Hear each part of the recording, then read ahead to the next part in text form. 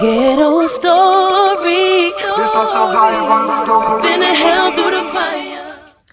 Hi guys, it's Kamango here with another video. In this video, I'm going to make a story about the time I got arrested.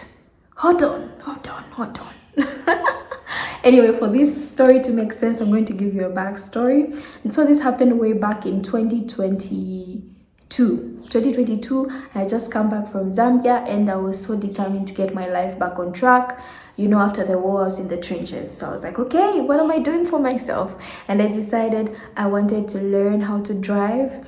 So then I went on the internet, as everybody does. You search for a driving school. And I found like driving schools nearby. And the first one that I found, I actually called. That was the red flag. Don't do that. But anyway, I called and the guy was like, yeah, actually I'm in this and this location. I was like, oh, that's near my place. Yes.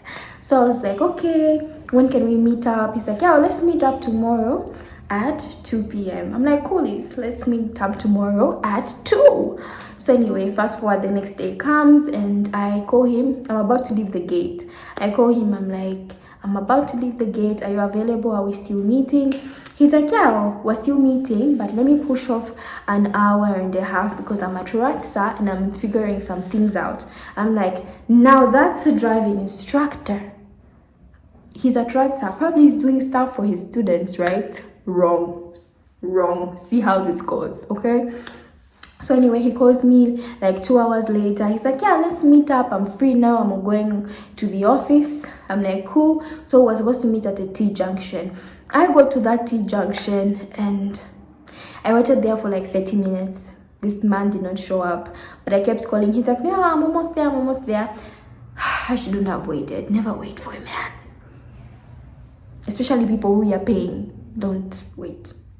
But anyway, I wait and he comes, and first of all, I notice this man, very short in stature. No shade to short guy, but short in stature, and then he has a phone this thin, like really thin, and this long. Not even at those ZTE phones, no. Short, small like this, and very long. I was like, this is a story to go and tell my mother first of all. But anyway, I meet him, then he's like, oh, what? He has something to say that didn't resonate. I remember. I'm just like, okay. So I noticed that this talking has a good gold tooth. I'm like, why does this feel like this won't end well? But anyway, I decided, yeah, sure, let's do this thing. So we head to his office, which is his house. Guys, I should have known because in my area, it's a residential area. It's not a house it's not a place for offices.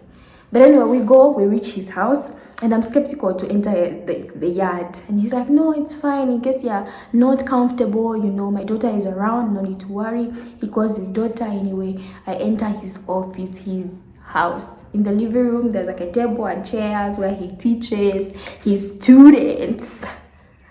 Okay, so anyway, fast forward, he tells me about his work, how we'll be doing the stuff, and then yeah, I take pictures of his documents while he's there. He doesn't say anything. So anyway, we agree tomorrow bait, right? So anyway, fast forward, I'm home. I tell my mom everything. We laugh about the situation and how crazy everything is. She's like, this man is giving red flag. I don't think you should work with him. I'm just like, you are right. I'm going to ghost this man. I'm going to ghost this man. So anyway, I ghost him. The following day, anyway, he calls me. He's like, are we meeting? I'm like, yeah, don't worry. I'll let you know. I just have things. The people pleaser in me. I just have things to do. Anyway, fast forward, this man keeps calling me. I don't pick up. I'm a busy girl. And no, just ghosting him. I don't pick up, and then he sends me a 1 kwacha. So I'm like, this man, why is sending me a 1 kwacha surely? But anyway, I go on with my day. I go to town. While I'm in town, guys, I receive a call. And on this call, it is the police. And then the police are like, is this Kamwengo? I'm like, yeah, it's Kamwengo. And me, my voice becomes small and I go, yeah, it's Kamwengo. yeah, it's come and go. They were like, oh, we need you to come to the police station. I'm like, why?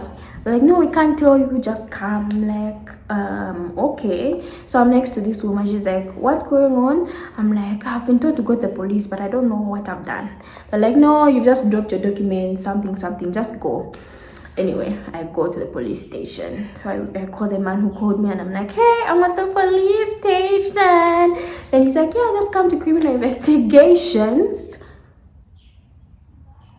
I go, and the moment I enter, I look to my right. Who do I see? The man with the gold tooth. He's very like, his cheeks are full of air and anger. Anyway, I'm like, the police officer looks at me, he's like, dear, what's going on? You know this man? I said, I know him. I met him for the first time yesterday. He's like, no worry, baby girl, take a seat. I take a seat. First of all, they take away my phone. I'm like, I take my phone.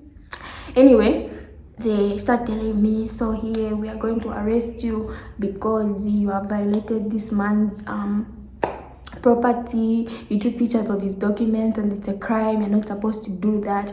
I'm like, I didn't know. First of all, I took the pictures when he was present. Why didn't he tell me to stop? He's like, no, so he's telling us that you are a scammer. You want to scam and destroy his business. I'm like, me, he's driving business. Me, I should scam and take it where? I sell it to the Russians? Maybe. But anyway, he's telling me all of that so that they're going to arrest me. So there were like 2 officers, 1 man and 1 woman.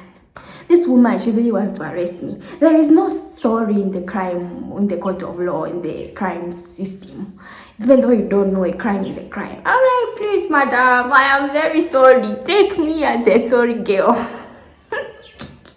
There is no story. She's like, we're going to arrest you. We're going to put you in cuffs.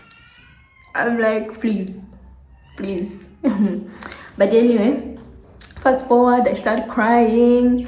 You know me, I start crying, I start wailing. But me, I didn't know, and I'm so sad, I'm shocked. Now I'm going through all the phases of denial, of sorrow, of all those stages. I go through them. This man is just there.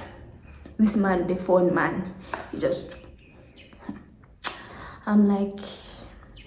So anyway, the police officers tell me, who do you want to handle your case? This female police or the man police? I'm like, a man, please. Me, I like men, so a man, please. So anyway, this man, he takes on my case. So I ask him, Mr. Officer, can I please have my phone? He's like, no. I'm like, I just want to call my mom. Anyway, he gives me my phone. So I call my mom, and me when I'm angry, I speak in my local language. So I call her and I'm speaking in Dubai. I tell her everything that has happened. She's like shocked and shivering to her feet. And anyway, she's like, I'm coming. So she comes to the police office. Then she like meets me there in the criminal investigations room. Hey guys, it's funny now, but it wasn't funny then. Anyway, so my mom comes, the police officer tells her what's going on, and then he asks my mom where she works, what does she do, all of those things. And he asked my mom what I do, how old I am. Anyway, I think they asked me all of those things, but they asked my mom again to confirm, right? So anyway, fast forward, after explanations have been done, the police officer is just like, you know what? There is no issue here. You little girl, delete all the things you took from his house. You man will talk when she leaves, but never do it again, because you can definitely get arrested. Let me tell you. But anyway, I can't lie, I was abused in that room. Up to this day, I fear police officers. They are not my friends. Police officers are coming one way, I close this eye and I go the other way. That is my life now. I shiver in front of police officers because they're like, oh, just cry. They're so rude. There's no need to be rude. Anyway, maybe that's how they catch liars, but I'm just a girl. But anyway, that's how I think after the police just analyzed the situation, I feel like that man, Mr. Golden Tooth and Small Phone, I think he paid the police because how they were rough on me over a situation that, let me stop defending myself. It was a crime. Crime is a crime. But anyway, that's how I was released. You know, my mom dropped me off. I went home. And this is now where the toxicity in me comes out. At this time, I had just broken up with I had broken up with my boyfriend. So then I called him. And I called him and he picked up, and I talked for like 20 minutes straight, and he was just listening to me. He was like, But anyway, at the end of it all, there's a baby crying. At the end of it all, my ex-boyfriend was just like, oh, don't worry, it happens, what. We talked. I even asked him how he was doing. But anyway, he was there for me, I can say. But I didn't come out of the house for 2 days afterwards. I was just in the house. But giving up is not in me. I still went to find another driving school where this guy almost killed me because I refused to be his girlfriend. That's in the next story. It's in the next story. I've been through things, guys. Yeah, but wait for that story you hear. This guy, Mr. Speed Trap. Wait. But anyway, that's the story time about how I almost got arrested. I was this close. That woman, she just wanted to see a pretty girl in cuffs. I'm just a girl like you. Don't hate me. Don't hate me. Anyway, see you in the next video. Bye.